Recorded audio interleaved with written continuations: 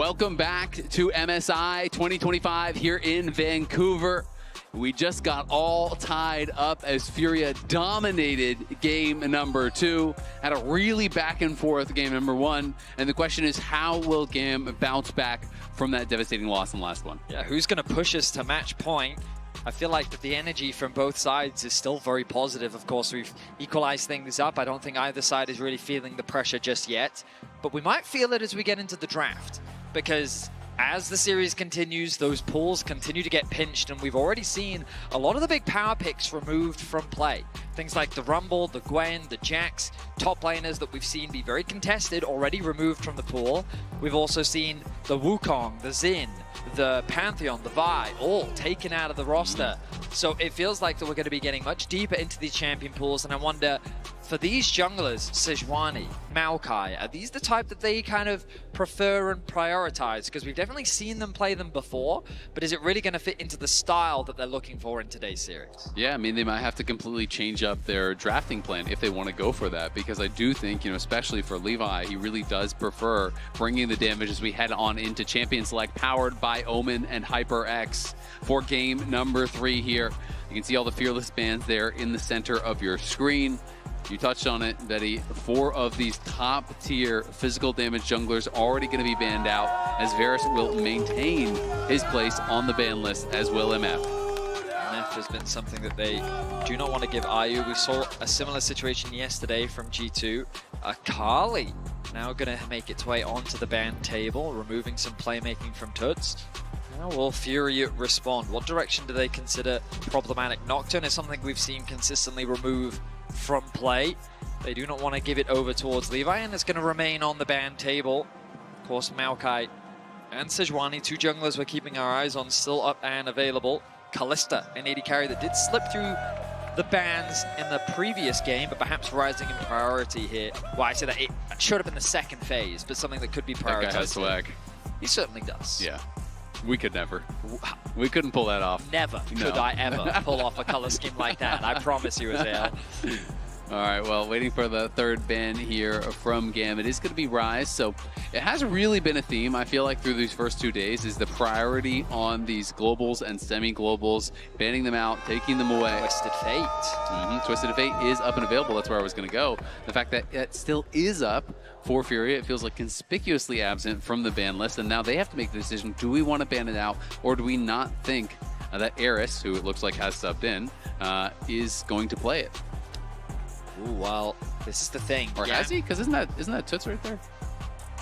I think it is. Yeah, Eris on the side of GAM. Oh, yes, of course.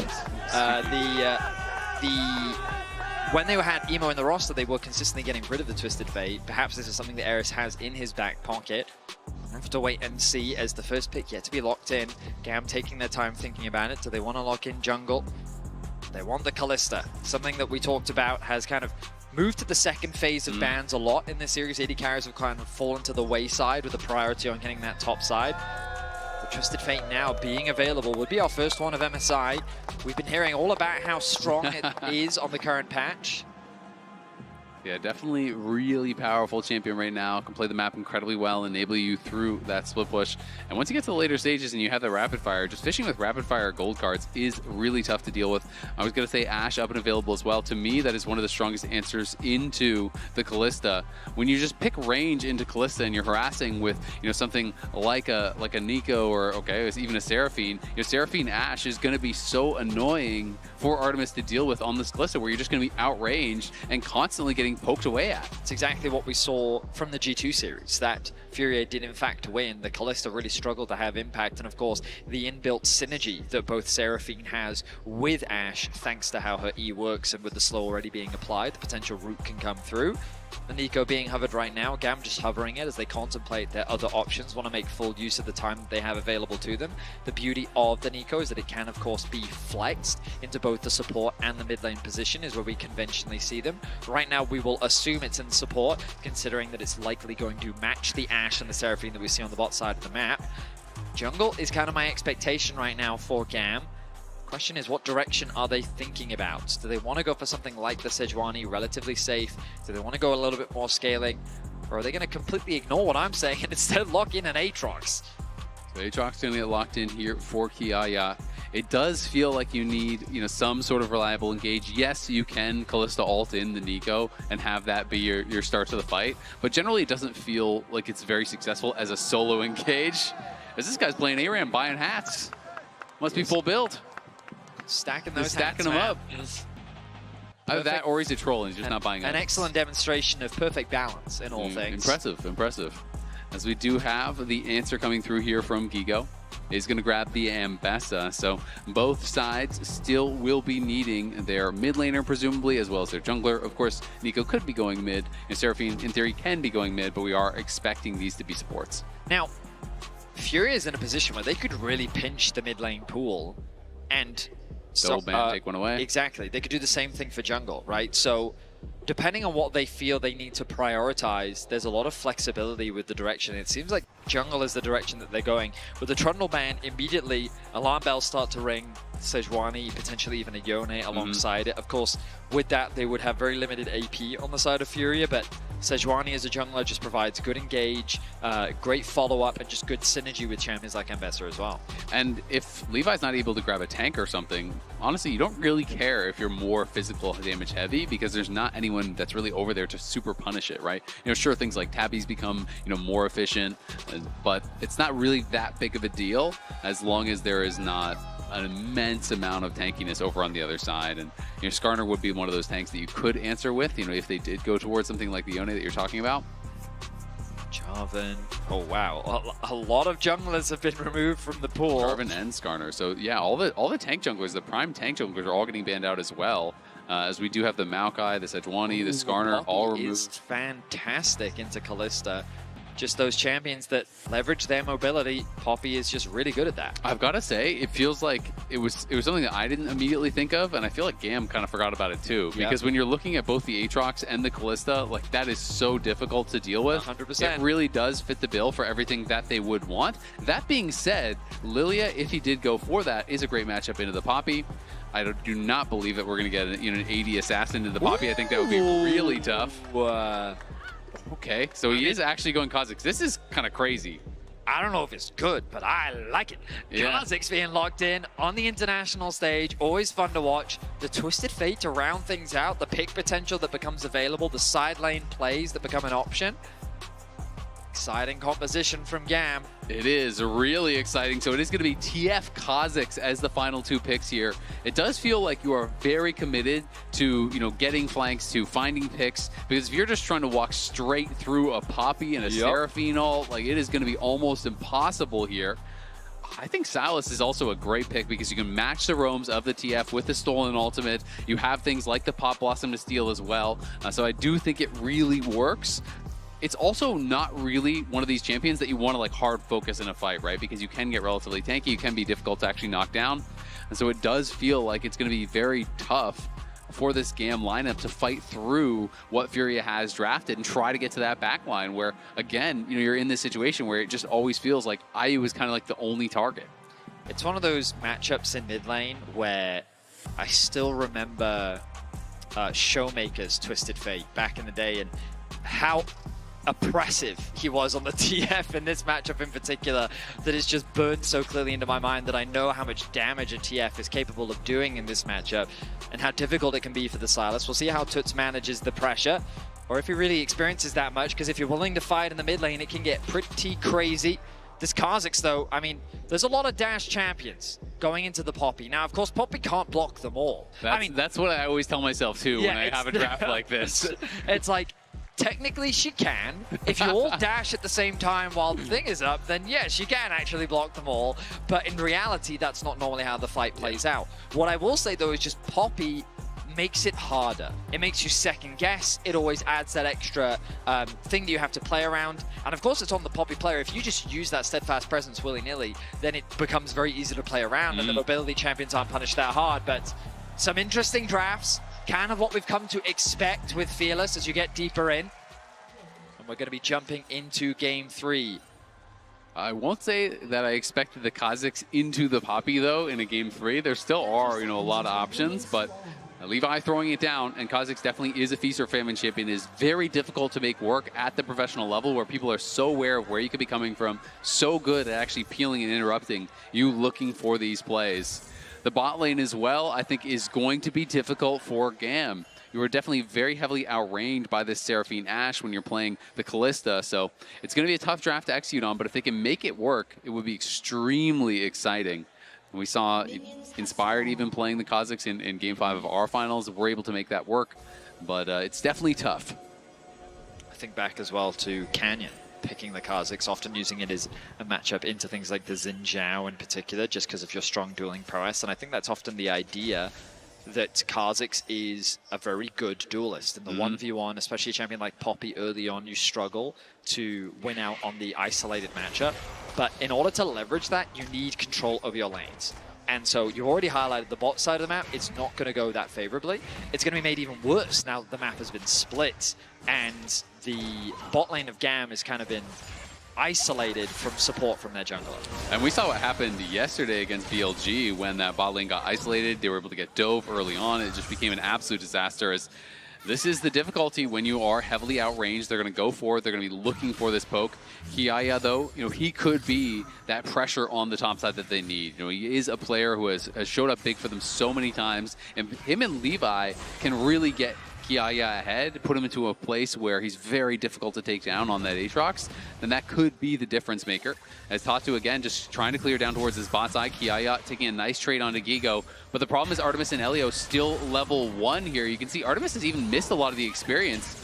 He's actually behind where Elio is, so wasn't even in range for a lot of this XP, and he needs to get level 2, but they took away enough of those Krugs that Tatu didn't get level 3 on his 3-camp clear, so that's actually really, really big that Elio was able to do that, stealing away some of those, and now he gets level 3 as he actually soaks in that experience. So we'll be able to potentially look for the dive, and I think they're going to go for it here. Elio wants to be the main target because Artemis is still level 1. Great route. The Tangle Bard's locking up Jojo, gets him low, but now the redive is going to come in. Artemis isn't even here. He's got no help whatsoever. Elio has nowhere to go. It's an easy first blood there for IU, as Artemis wasn't even involved. It's 17-3 CS. It feels like Game 3 against BLG just yesterday. Artemis was completely denied from experience, which means that there was nothing he could offer to Elio in that dive. It was effectively a 1 versus 3. Levi, though, aware of the dive being invested. Tatu hasn't had time to clear his side of the jungle, which means that Levi wants to use this window to move in and steal away what camps he can.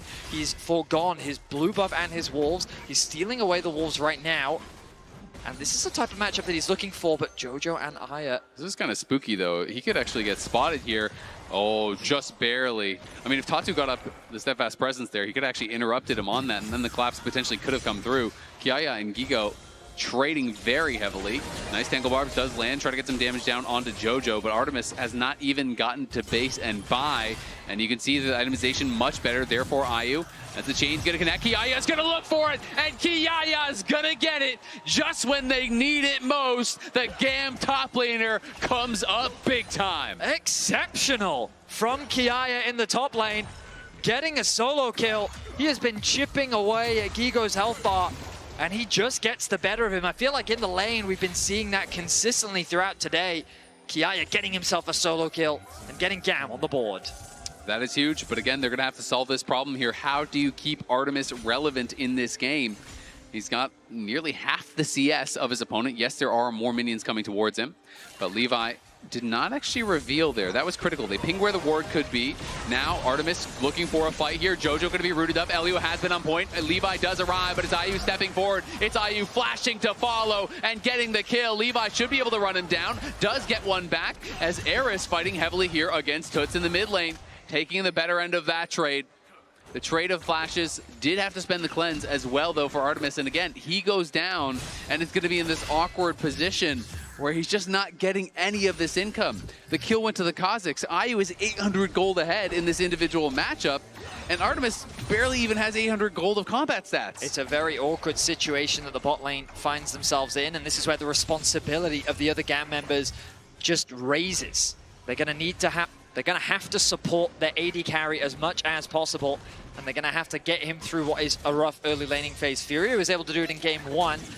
Here comes the collapse from Kiaya. Tatu could be in some trouble. He does have the flash and is going to have to spend it. Kiaya just got to level 6. Is he going to pop the ulti? Yes, of course he is. In comes Twisted Fate, and Gigo's going to get locked down by that gold card. There's the Tangle Barbs to follow it up, and it's another kill for GAM. Tatu gets greedy, and he gets punished. Eris and the Twisted Fate, the ability to quickly collapse demonstrates how scary these situations can be and how effective the Twisted Fate ultimate can be in these situations as well. I've also got to highlight, Tatu had not even based before going for that invade. So he was just on his jungle item, where you look over on the other side, Levi had a good 1,500 plus gold worth of combat stats that he had actually purchased up. So when you invade on a play like that without having spent any gold, you were stuck in a position where you can't actually take the fight. You just are hoping to steal the camp and then get out of there. But unfortunately, it's Gigo that pays for the sins of his jungler there. I'm hoping that we can get a replay of that last fight while we are sitting in the pause, just to kind of break down exactly what went through in that play. Because as you highlighted, there are a number of steps, and often when it comes to an invade, you've got to make sure that you're doing the proper prio, and things like Twisted Fate, your ability to collapse is so quick. We've seen it with Talia as well. When utilizing the wall, you can just cut off the enemy mid from being able to roam over and assist the jungle. And even if you do have that push, that doesn't necessarily mean much if Twisted Fate can literally teleport on your face and turn the fight into a numbers advantage. That stun card providing so much value in these early skirmishes. The top side of the map still going very well for GAM. Really well. Even though Artemis finds himself in a very difficult position right now, the fact that the top side has the advantages that they do means that they're in a good position to, at the very least, bring him back into the game. Absolutely, and we will update you as soon as we know what is going on here with this pause. We are going to try to get that replay in while we do wait, but it is a very even game overall. Of course, bot lane for one side heavily in the favor of FURIA, and then the top side definitely going the way of GAM. Kiaya grabbing that early solo kill, Levi being able to pick up a kill, and then even the Twisted Fate getting involved there, and I believe he was the one who actually claimed that third kill for the Feat of Warfare. So GAM going to be happy about what they've gotten going on the top side, and as long as those members are strong, they can be the ones to put the pressure on IU and make his job very, very difficult. 100%.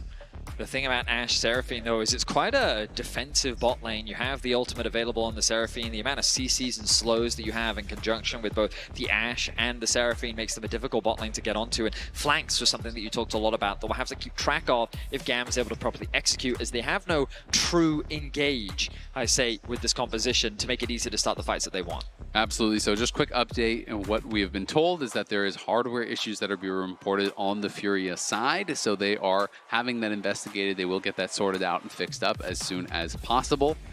As our IT team will be diligently working on stage to get everything up to snuff. Ideally, you want your hardware to work. Yes. I would say that that is a crucial component of any competitive game. I would agree. And both these teams looking quite even so far in this third game. Of course, this is an elimination match, lower bracket here in the play-ins. Whoever loses will be done at MSI, the first team to exit. Of course, not a situation that anyone wants to be in.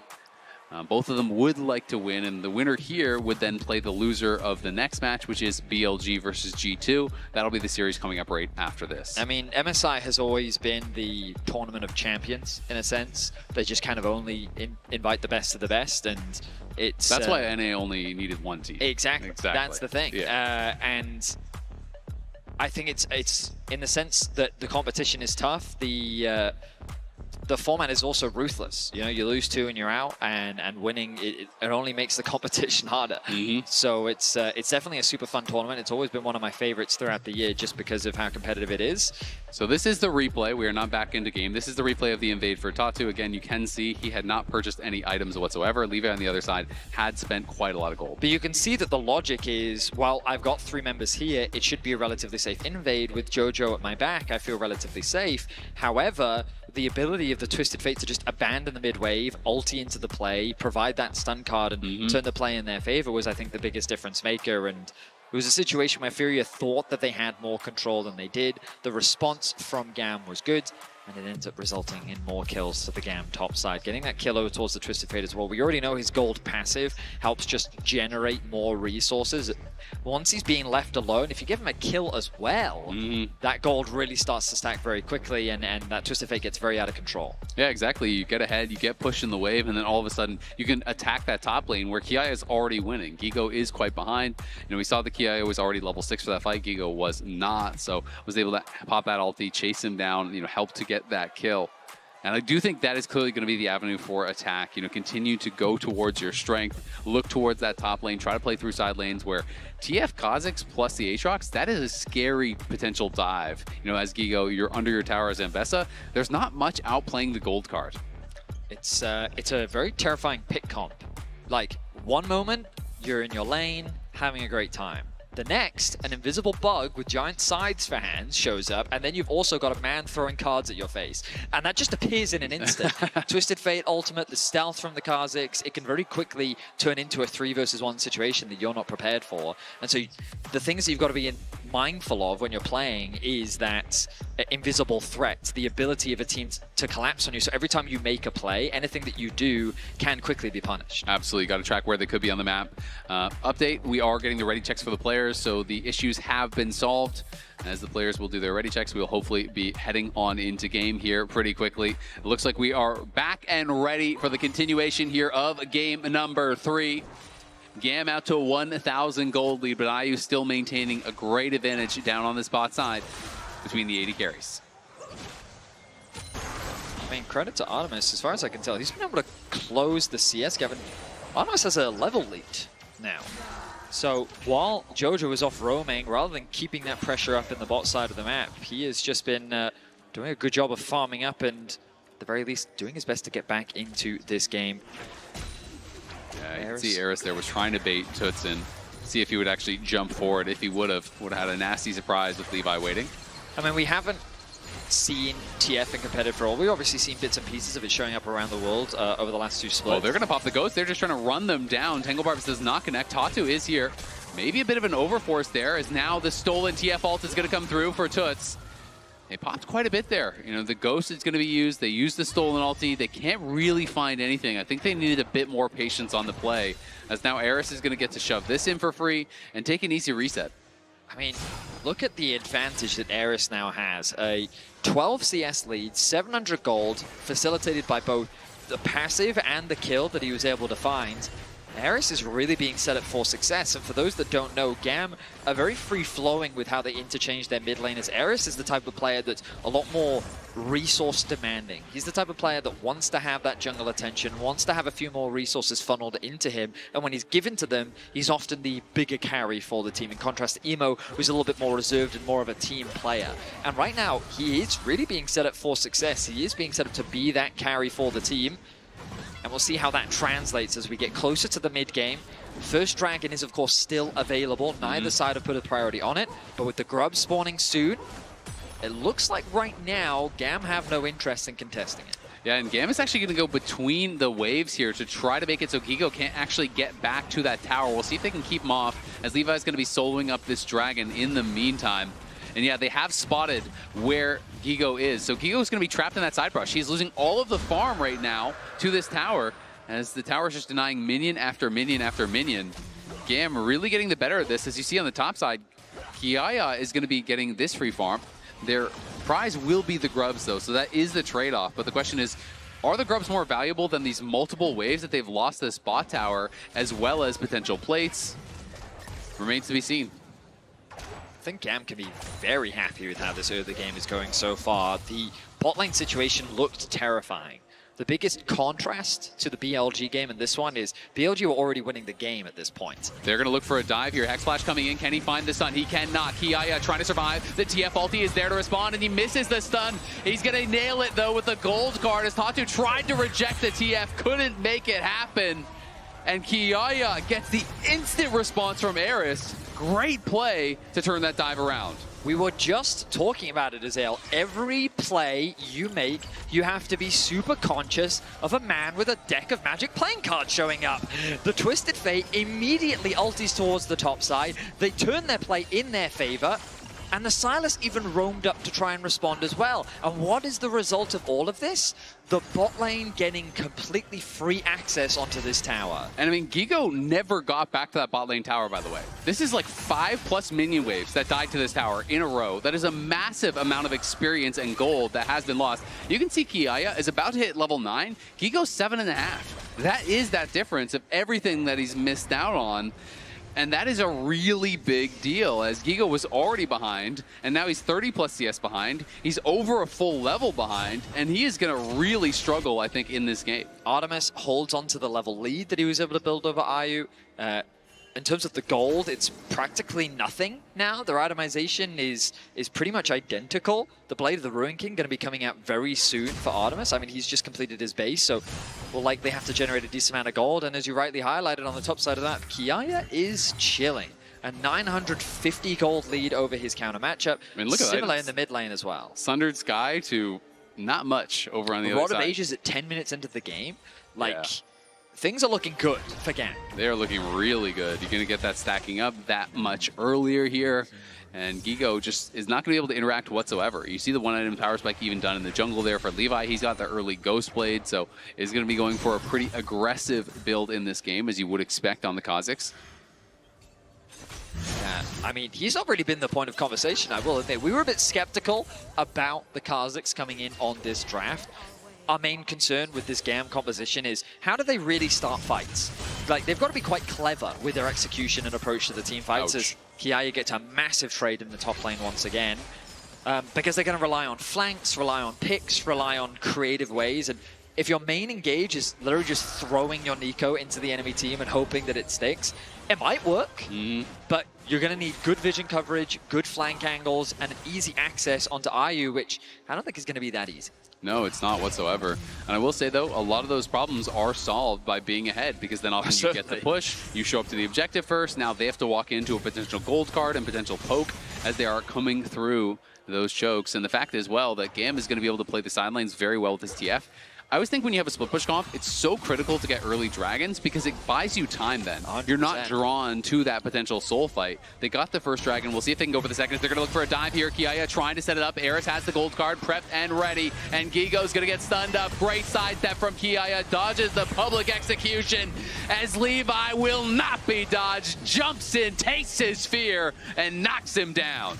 This is exactly how we wanted to see GAM play this composition. They've been reactive with the TF Ultimate. They've been proactive with the TF Ultimate. It feels like that whenever Eris has the TF Ultimate available, they're looking to make a play. Exactly. I mean, we're 12 minutes in. He's had 3 successful ults. Yep. He had the counter dive on top lane, this dive now, as well as the TF ult to actually catch Tatu on the invade.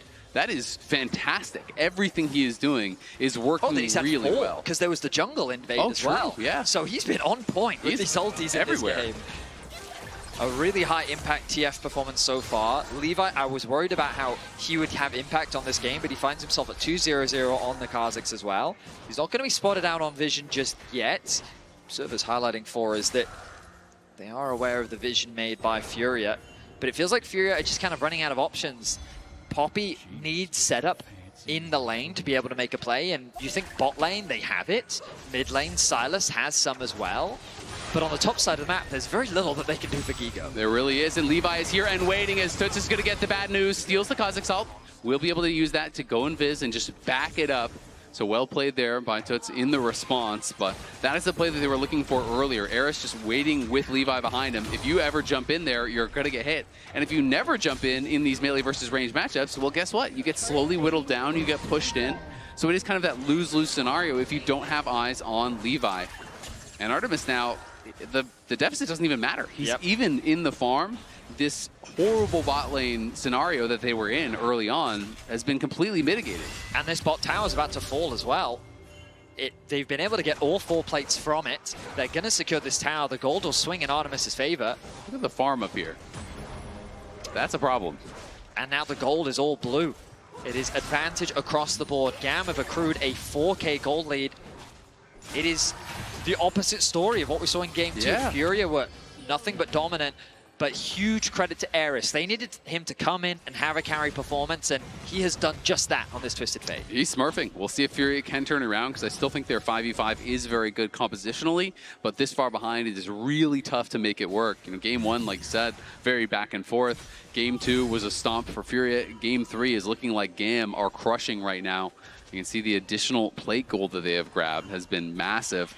And I feel like everything kind of went wrong off of that lane swap from FURIA. It would be really interesting to hear, you know, the Death's opinion on that, you know, when they do break this game down, because I felt like with Artemis and Elio, how much they were able to keep Gigo away from that bot lane tower really changed the game. Like, he lost 4 to 5 full minion waves, and they farmed all the plates in the meantime.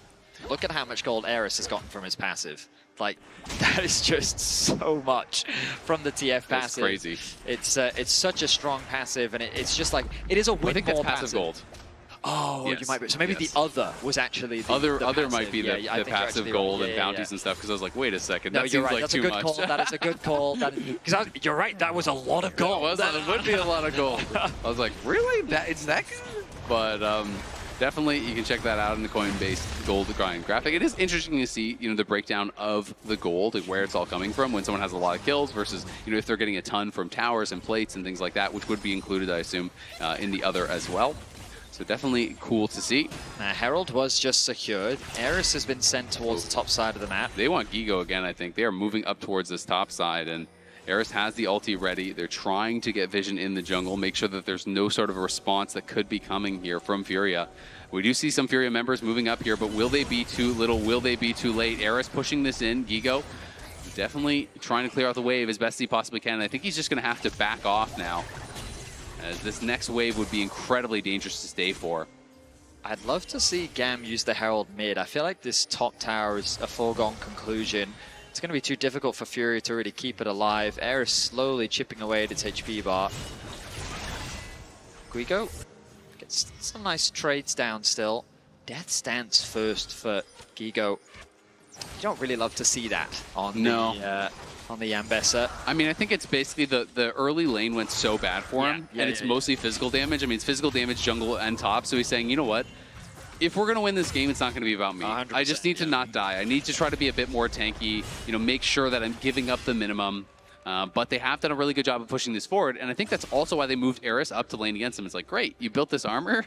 Guess who doesn't care about it? Our Twisted Fate. Lich Bane now finished for Eris. Oh my 7 God. stacks. Once we get to about 20 minutes. 17 minutes, he has 2 items. Once we get to about 20 minutes, he will also get that extra level come through from the Rod of Ages.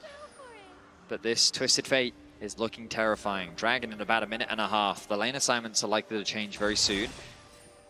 Actually, they may just keep the TF top side. It's pretty safe up there. A lot of FURIA's resources being invested bot. Kiaya likely harder to dive than that of the Twisted Fate. Looks like they are just going to concede this tower, which I think makes a ton of sense. Set your sights on the mid lane instead, and I love this map movement we're seeing right now. Both Levi and Eris moving towards the mid lane, knowing that they have the numbers advantage here. Open up mid, push your advantage even more if you can. Use the Herald to siege onto the tier 2 as well.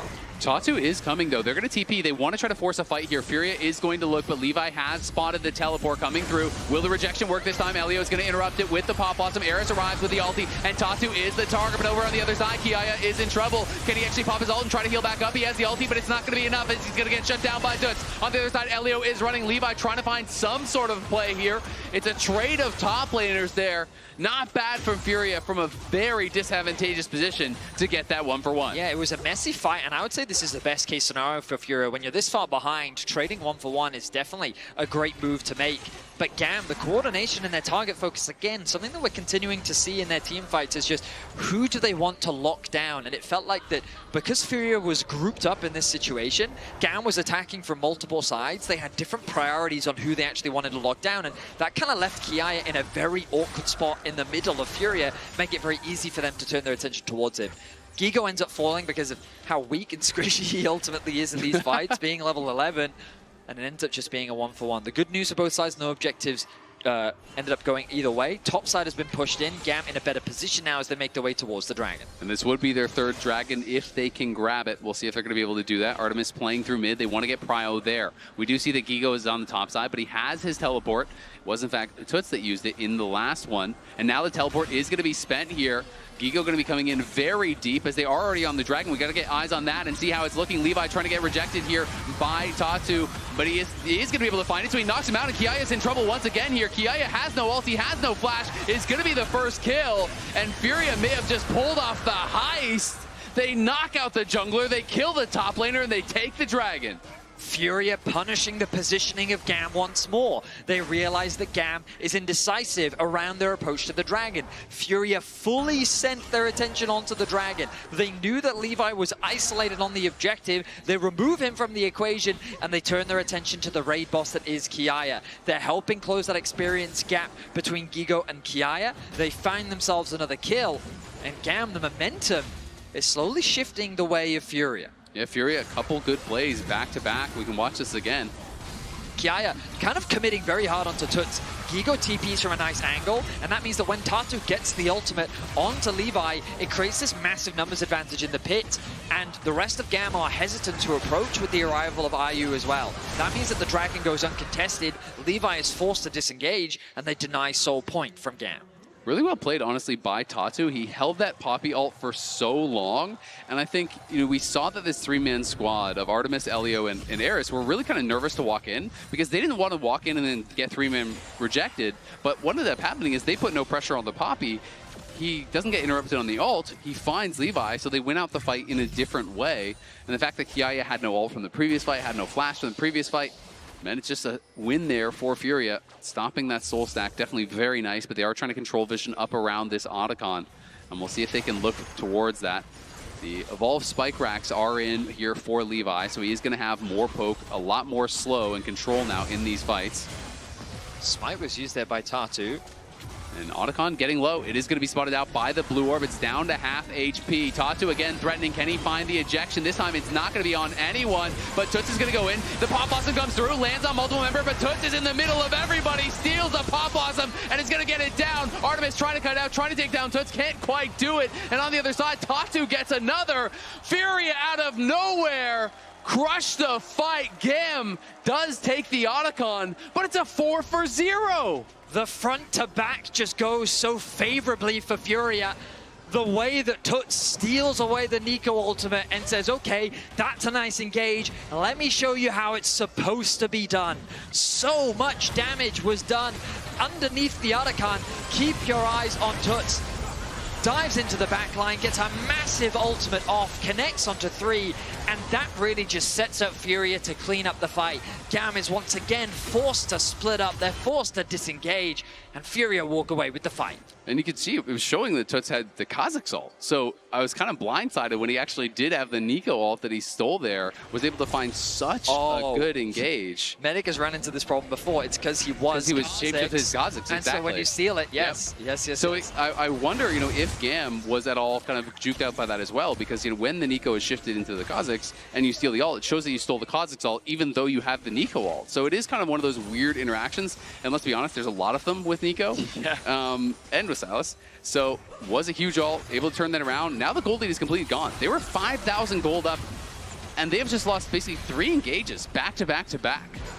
The game is slipping away from them, and now despite all of the work that they did early on, it's going to be tough because compositionally, I think FURIA in the 5v5 is just that much stronger, and it felt like they needed that lead. They needed the soul. They needed all these things that they were working towards, and now it just hasn't really paid off. Yeah, I mean, we talked about the scaling because of the Ashe Seraphine, also Toots. He just has some great ultimates that he's able to steal, with the Nico being the biggest one when it comes to the straight-up 5v5. And when it comes to engage, GAM, not only is their engage not the most reliable, but also the fact that there's a Poppy on the other side makes it even harder. So, okay, this Nico comes in, I'll just pop him right back out. So it feels like FURIA, you're completely right. When it comes to the straight-up 5v5 team fights, FURIA should have the advantage, and that's why we put so much stress on GAM finding flanks, finding creative ways to find picks. You can't just play the traditional teamfight style with a composition like this. And remember, GAM found themselves with a 4K gold lead. Everything was going their way, and now that gold lead is evaporating. It's completely gone. And we'll see what they can make happen here, as they do still have a pretty strong top side. They can still rely on Kiaya potentially in these side lanes to make things happen, but the pressure definitely is mounting, as FURIA has been able to create so much space, with the stolen Poppy ults, or with the Poppy ults, with the stolen Sylas ults.